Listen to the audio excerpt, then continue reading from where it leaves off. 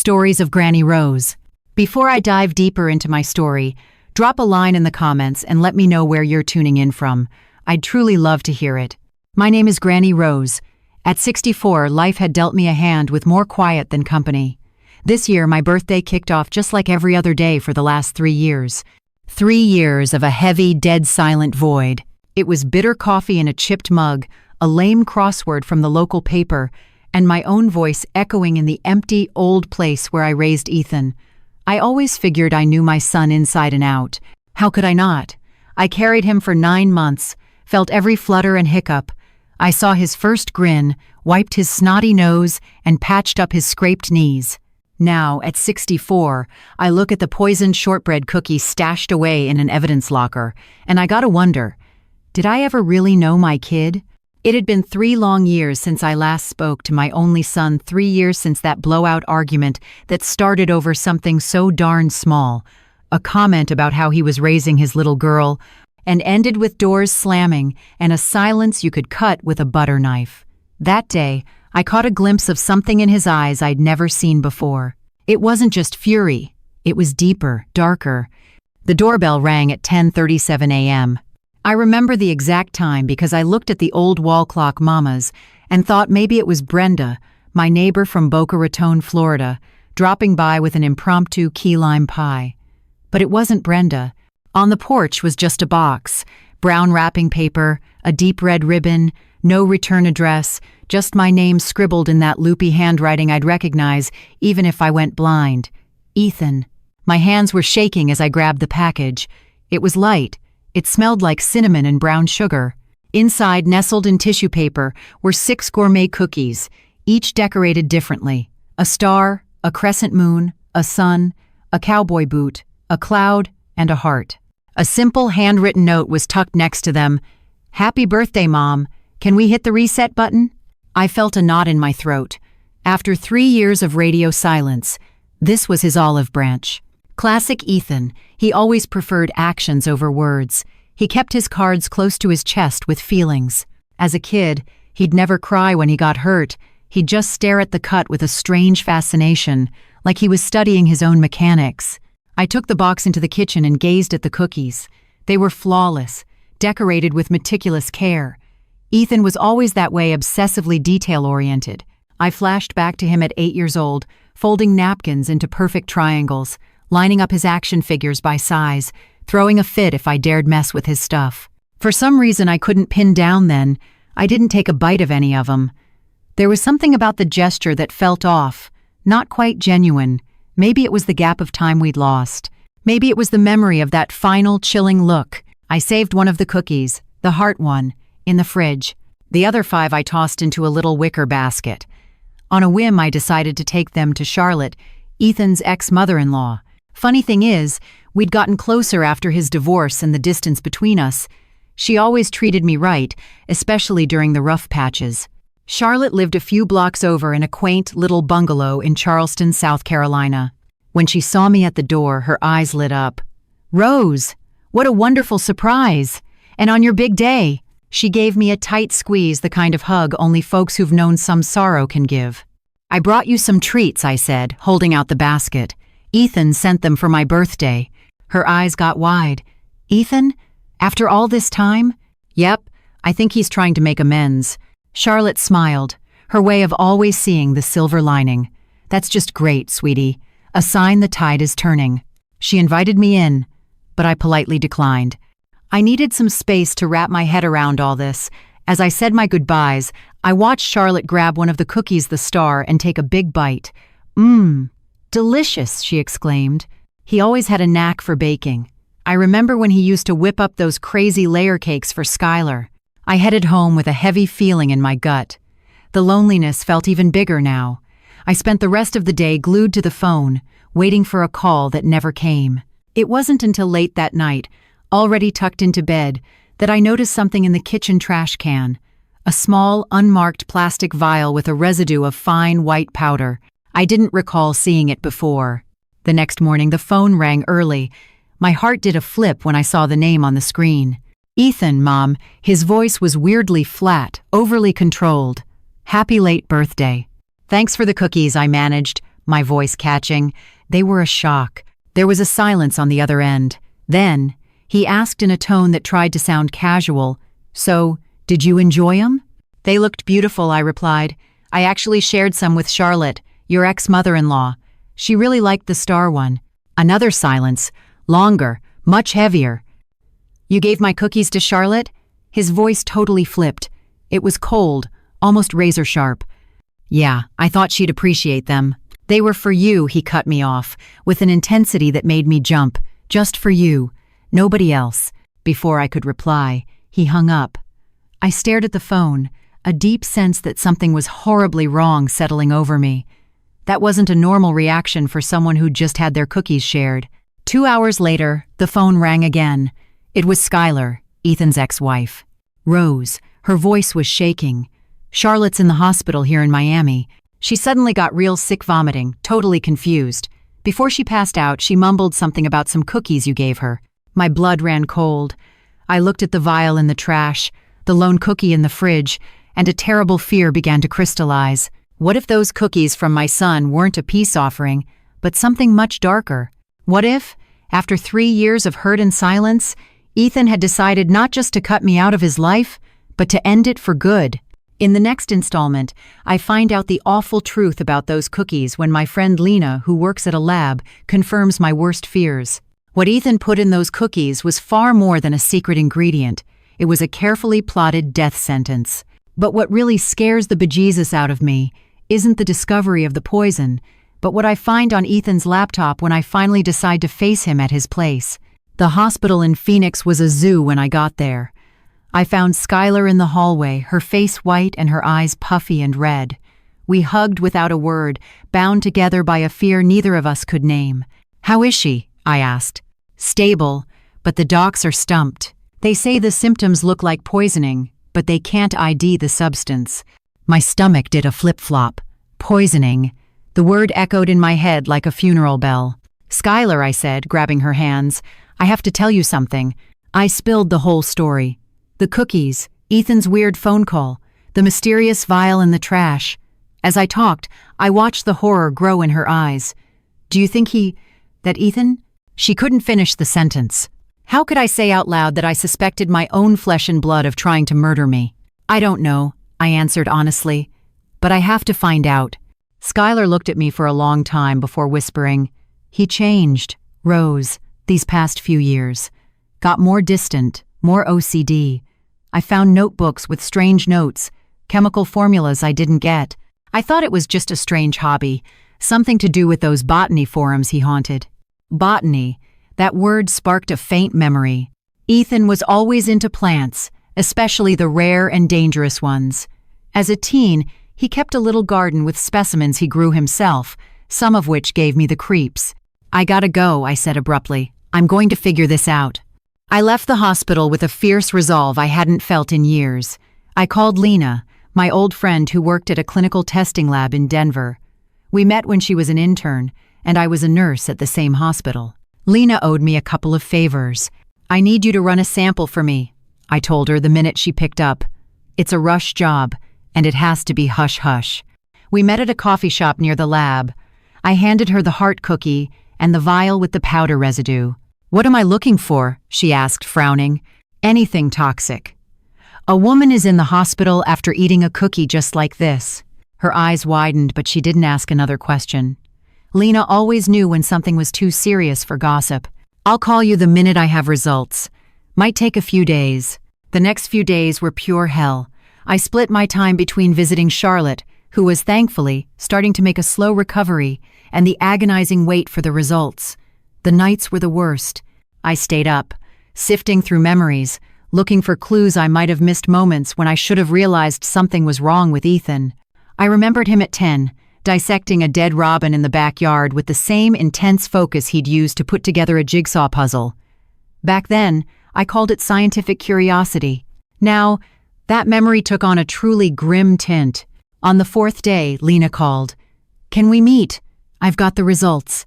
Her voice was tight, and I knew right then my worst fears were confirmed. We met at the same coffee shop. Lena looked like she'd aged 10 years. She slid a folder across the table and spoke in a low, tight voice. I found traces of aconitine in the cookie and the vial. It's an extremely powerful poison extracted from a plant called monkshood. In small doses, it causes nausea, vomiting, confusion. In larger doses, she didn't need to finish. I knew what it meant. This isn't something that just ends up in food, Rose. Someone put it there on purpose. My son, my only son, had tried to kill me. The reality hit me like a freight train. I felt dizzy, sick to my stomach. Lena held my hand tight. "We've got to call the police," she said. I nodded robotically. Deep down, I knew it was the right move, but a part of me, the mother part, screamed at the thought of turning in my own child. Detective Jake Miller was a middle-aged guy with kind eyes that seemed out of place for a cop. He listened to my whole story without interrupting, jotting down notes now and then. When I finished, he looked at the evidence Lena brought. "Mrs. Rose, I have to ask you straight up. Do you believe your son tried to poison you?"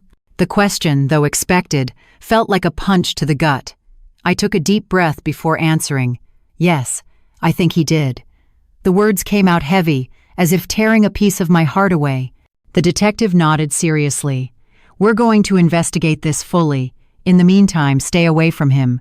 If he contacts you, don't let on what you suspect." I left the precinct feeling like a traitor, but as I walked toward my car, something shifted inside me. The pain gave way to rage, and then to a cold, hard resolution.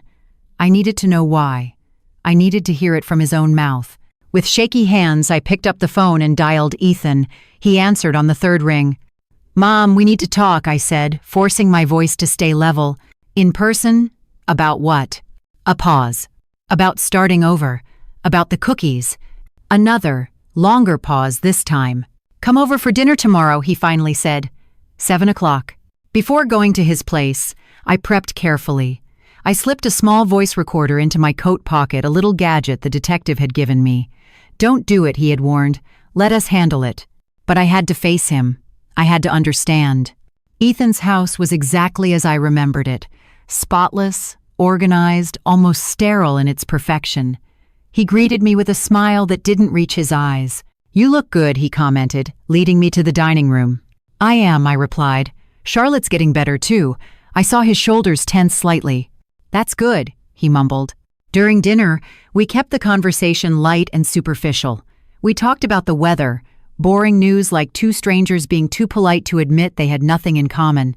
It wasn't until afterward, when he was pouring the coffee, that I decided to set the trap. "Charlotte really liked the star cookie," I mentioned casually. "She said it had a special flavor." Ethan froze for a second. Then, in an almost nonchalant tone, he replied, "Interesting that she chose the star one specifically." A chill ran down my spine. I had never told him which cookie Charlotte had eaten, only that it was star-shaped. He had just exposed himself. "Did you know the doctors found aconitine in her blood?" I asked, looking him dead in the eye. "It's a rare poison from a plant super toxic." His face went pale, but his voice remained steady as he replied, "Never heard of it." "It's funny," I went on, my heart hammering against my ribs, "because they found the exact same poison in the cookie you sent me, the one I kept in the fridge." Our eyes locked, mine accusing, his unreadable. For a fleeting moment, I saw something shift behind those familiar eyes. Something cold, calculating, almost curious. "I don't know what you're talking about," he said slowly. "I think you do, Ethan," I replied, standing up. "And I think I know why you were so upset when you found out I gave the cookies to Charlotte. They weren't for her, were they? They were only for me." And then, in the silence that followed, he did something that chilled me to the bone. He smiled. A small, nearly invisible smile, but undeniably real. The smile of someone observing a fascinating science experiment. In that instant, I realized I wasn't just facing my son. I was facing a stranger who had plotted my death with the same precision he used to decorate a batch of shortbread. In the next part, I uncover Ethan's secret journals and the horrifying extent of his fixation. When I confront Skylar with my discoveries, she spills a secret that will completely change how I understand what truly motivated my son to want to get rid of me. And worst of all, I discover I wasn't his first target. I bolted from Ethan's house like someone escaping a fire.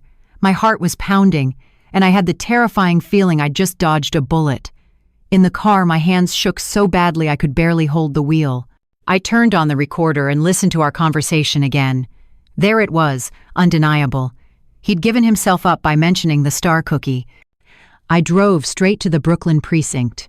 Detective Miller was still there, working late. When he saw me come in, his tired eyes went wide. "Mrs. Rose, what happened?" "I got it all on tape," I said, handing him the device. He practically confessed. Miller listened to the recording twice, taking notes. When he was done, his look was grave. "This, combined with the lab evidence, is enough for a warrant. But Mrs. Rose, I need you to understand something. Once we arrest your son, there's no going back." "I know," I replied, a huge weight settling on my shoulders. "But I don't have a choice. He tried to kill me, and he almost took Charlotte out by mistake." The next morning I got the call. Ethan had been arrested at his home in Brooklyn. According to the detective, he didn't fight it. He was calm, almost peaceful, as if he'd been expecting this moment all along. I couldn't bring myself to visit him. I couldn't bear to look into the eyes of the man my son had become. Instead, I spent the following days by Charlotte's side at the hospital. Her recovery was slow but steady. The doctors said she was lucky. The cookies had different concentrations, Miller explained when he met me at the hospital. The heart one, the one you kept, had the highest dose. The others had smaller amounts, as if he were experimenting, I finished, feeling sick. Exactly. And there's more. We got a warrant to search his laptop. Ethan was active on forums about poisonous plants under fake names. We found detailed notes on aconitine extraction, its effects at different doses, and how to administer it. I closed my eyes, trying to process the horror. My son hadn't acted in a fit of rage. This was planned, studied, executed with scientific precision. "Why?" I asked, more to myself than the detective. "Why would he do this?" "We're working on that. There are signs you may not have been the first person he tried to hurt." The implication hit me like a ton of bricks. Not the first. Who else could have been his target? 2 days later, Skylar called. Her voice was raw, like she'd been crying for hours. "I found something," she said. "In the house, in the basement. You have to see this." Ethan's basement had always been his sanctuary. Even when we were close, he rarely let me down there. "It's my lab," he'd say with a creepy smile, "where I do my experiments." When I arrived, Skylar was sitting on the porch, her eyes swollen from tears. Without a word, she led me to the basement. The door was open, forced by the police during the search. What I saw inside took my breath away. It was a lab. There were shelves lined with carefully labeled jars, a small dried herbarium of plants, and equipment that looked straight out of a professional lab. But that wasn't the shocker.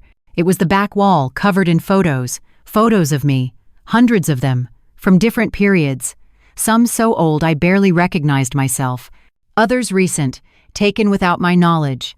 Tucked between the photos were notes in meticulous handwriting detailing my routine, the places I went, the people I saw. "He was watching you," Skylar whispered. "For years." My legs felt weak. Skylar helped me to a chair in the corner. "There's more," she continued, pulling open a drawer. She pulled out several leather-bound notebooks. "These are his journals." I started to read. I couldn't stop. With trembling hands, I opened the first one. The date was 5 years ago. The handwriting was the same as the notes on the wall, precise, controlled, almost artistic. She never got it, never truly saw me, always wanting me to be something else, something normal, as if I could choose to be like everyone else. The disappointment in her eyes. "I've seen it my entire life. Now I understand what needs to be done, not out of anger, but out of necessity. It's an experiment, after all, the most crucial one I've ever conducted." I flipped through the pages, each entry more disturbing than the last. Ethan logged his thoughts, his observations about me, his plan. Vague at first, they became increasingly specific. In one excerpt, he described cultivating Aconitum napellus, the plant the poison comes from, in a little hidden patch in his backyard. In another, he documented his work on extracting the toxin. When I reached the most recent entries, I felt like I was reading the mind of a total stranger. The cookies are the perfect vehicle. She always loved sweets, and there is a poetic justice in using food, the ultimate symbol of a mother's care, as the means of liberation. I calculated the doses precisely. Each cookie has a specific concentration. I want to observe the effects, to understand how the body responds to different levels of the substance. It's not personal, it's science. I slammed the notebook shut, unable to go on. I looked at Skylar, who was watching my reaction with a mixture of pity and horror. When we broke up, she said softly, I thought it was the fighting, the usual wear and tear. Now I know there was something deeper, something twisted, that was probably always there, just waiting to come out. There were other names in the journals, I continued, recalling the pages I'd skimmed. Other people he was monitoring. Skylar nodded slowly. The police are investigating. They've already found 2 others with symptoms like Charlotte's in the past few years.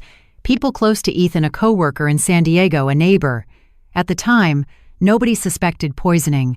The full magnitude of the situation hit me. My son wasn't just some sick guy who'd snapped and tried to kill his mother. He was something much more terrifying, a methodical, patient predator who saw the people around him as nothing more than test subjects. Why me? I asked, more to the empty room than to Skylar. What did I do to deserve this? Skylar sat beside me and took my hands. I found one more thing, she said, hesitating. Something that might explain it, or at least give some context. It's in the last journal. She pulled out a different notebook, newer, with a shiny cover. She opened it to a dog-eared page and handed it to me. I discovered the truth about my birth, about who I really am. Her lies. All the lies for all these years. She is not my mother. She never was. The DNA test confirms it. Everything makes sense now, the distance. The way she always looked at me as if searching for something familiar and never finding it. I was an experiment for her from the start, a child she took out of pity or guilt. Now, it's my turn to run the experiment. I felt the blood drain from my face. The DNA test. The truth I'd never had the guts to tell him. Is it true? Skylar asked softly. Ethan isn't your biological son. Tears streamed down my face as I slowly nodded. He was my younger sister, Alice's boy. She got pregnant at 16. She had no way to raise a baby. My husband and I, he'd already passed away when Ethan was born. We decided to legally adopt him. Alice died in a crash when he was just 2 years old. I never told him the truth. I thought it wouldn't change a thing. He was my son in every way that mattered. Skylar squeezed my hands. How did he find out? I don't know, I replied, wiping my tears. Maybe he ran a DNA test himself, or found some old papers. I looked back at the basement, the walls covered with my life, the notebooks full of hatred disguised as research. But that doesn't excuse this, I said firmly. Nothing excuses what he did, or what he planned to do. Skylar nodded, her eyes reflecting the same conviction. We need to give all this to Detective Miller. When we left the basement, carrying boxes of journals and evidence, I felt like I was finally closing a dark chapter of my life. A chapter that should never have been written, but that now needed its final period. The man I raised as a son would spend the rest of his life in prison, and I would have to learn to live with that reality. In the final section, 6 months after Ethan's arrest, I get a letter from him, sent from the state pen. The contents shake me to my core. A full confession, but also the shocker that he had an accomplice helping with his macabre plans. When I find out who that person is, I realize the nightmare isn't over, and it may never truly end. 6 months flew by since Ethan's arrest. The trial was quick. The evidence was overwhelming. Journals, recordings, testimony, lab reports. Everything pointed to his guilt. He showed absolutely no remorse. In fact, throughout the whole trial, he stayed calm, almost bored, as if watching someone else's life fall apart. I didn't go to court. I couldn't face it. Miller kept me in the loop about the proceedings, the rulings, the witnesses. When the sentence came down 30 years for attempted murder, with the possibility of more if the investigations into the other potential victims led to further charges, I felt a strange mix of relief and profound sorrow. Slowly, I tried to stitch my life back together. I went back to volunteering at the local hospital in Seattle, something I dropped years ago. I redecorated the house, moved furniture, painted walls, as if I could erase the memories along with the scuff marks on the old hardwood floors. Charlotte made a full recovery, and we got even tighter. We had dinner sometimes and talked about everything but Ethan. Skylar moved to another state, but we stayed in touch. She was the only one who visited Ethan in prison one single time to get him to sign divorce papers. He was the same, she told me on the phone, as if nothing happened. He asked about the plants he left at home. One crisp autumn morning, when the leaves were turning gold and the air had that signature snap, I got a letter. The envelope was plain, institutional, with the state penitentiary stamp in the corner. Inside were 2 sheets of paper filled with that handwriting I knew so well. For a long time, I just held the letter, unable to gather the courage to read what Ethan had written. Finally, with shaking hands, I unfolded the pages. Mom, if I can even call you that, I know we'll probably never see each other again. That doesn't make me sad. In fact, there is a certain poetry in this final separation, the logical end of an experiment that began much earlier than you imagine. I decided to write not to apologize. I feel no regret nor to explain myself. Explanations are irrelevant now. I write because, as a scientist, I believe in complete documentation, and there are elements of this case that remain hidden. You've probably found my journals. You know about the aconitine, the cookies, my studies. What you don't know, what no one has discovered yet, is that I wasn't alone. I had help. Someone who shared my curiosity, my methodical approach, my frustration with conventional explanations for human behavior. Someone who provided some of the supplies, helped me calculate the doses, and monitored your movements when I couldn't. I'm not revealing this out of spite or to lessen my responsibility. I'm doing it for scientific accuracy. A poorly documented experiment is a failed experiment. That person is still free, still watching, still curious. Maybe one day you'll meet, maybe not. Consider this information my final gift to you, Ethan. I let the letter drop to the floor. An accomplice. Someone who helped him plan my murder. Someone who was still out there. With my heart doing a frantic tap dance, I called Detective Miller. He came right over, bagged the letter as evidence, and promised to look into it. It could be a bluff, he said, trying to soothe me. A final manipulation. But something deep down told me it wasn't a lie. I knew Ethan, or thought I did. He wouldn't lie about something like this. He had no motive. If he wanted to scare me, he could have invented something way more horrifying. Over the next few days, I sank into paranoia. I scrutinized everyone I encountered. I questioned every interaction. Who could it be? Someone I knew? Someone close? Miller came back a week later, looking worried. We interviewed Ethan in prison, he explained. He refuses to ID the accomplice. Says it would compromise the integrity of the experiment. We're digging into all his contacts, all his communications, but it's slow going. And in the meantime, I asked, I'm just supposed to wait for this person to decide to pay me a visit? Miller sighed. We're going to step up surveillance on your house, regular patrols, and I strongly suggest you crash with someone for a while. That night, I called Charlotte. I explained the situation. I asked her to come stay with me for a few days. She accepted instantly. When Charlotte arrived with a small suitcase and her tabby cat, I immediately felt a wave of relief. There was something about her presence, calm, steady, unflappable, that quieted my fears. We got the guest room ready. We made a simple soup for dinner and talked about harmless things, avoiding any mention of the letter or Ethan. It wasn't until later, when we were having tea on the porch, watching the stars, that Charlotte brought up the subject. Do you think it's someone we know? She asked softly. I have no idea, I answered honestly. Ethan was always a private guy, but he wasn't social. He didn't have many friends, not that I ever noticed. Charlotte nodded, thoughtful. He and Skylar were practically hermits the last few years in Boston. They hardly ever went out, rarely had visitors, except for Carla's piano teacher. I commented, recalling Ethan and Skylar's young daughter, who now lived with her mother in another city. What was her name again? Vivian Arthur, Charlotte replied immediately. Vivian Arthur. Odd bird. I always thought there was something a little icy about her. I fell silent, turning the name over in my mind. Vivian Arthur. I'd never met her, but Ethan sometimes mentioned her as exceptional, different, a brilliant mind wasted teaching kids piano. The next morning, while Charlotte was still asleep, I called Skylar. Vivian Arthur, I said without preamble. I need to know everything about her. There was a tense pause on the other end. Why are you asking about Vivian? Skylar replied, her voice instantly cautious. I explained the letter, the presumed accomplice. Skylar listened in silence. When I finished, she let out a long breath. I always suspected something was going on between them, she finally said. Not romantic, it was different. Like they shared a secret, a private language. Sometimes I'd see Ethan look at her in a calculating way, and she'd return the look exactly the same. How did they meet? On one of those online forums, he frequented the ones about rare plants, natural toxins, all that mess. She's a biochemist. She worked at a pharmaceutical lab in Chicago before becoming a piano teacher. A career change that always struck me as strange. A shiver went down my spine.